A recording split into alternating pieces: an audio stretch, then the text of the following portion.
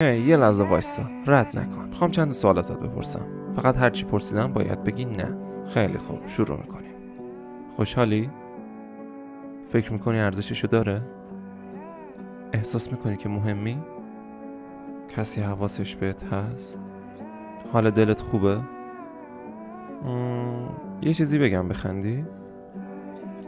آها، اوکی. خب حالا میخوام ازت بپرسم که میخوای تسلیم بشی؟ میخوای کنار بکشی؟ میخوای ناامید بشی؟ قرار جلو تو بگیره؟ آره، منم همین فکر رو میکنم. بهت افتخار میکنم. میدونم که از پسش برمیای. روزای خوب در انتظار تو هم. یادت نره که دنیا بهت نیاز داره.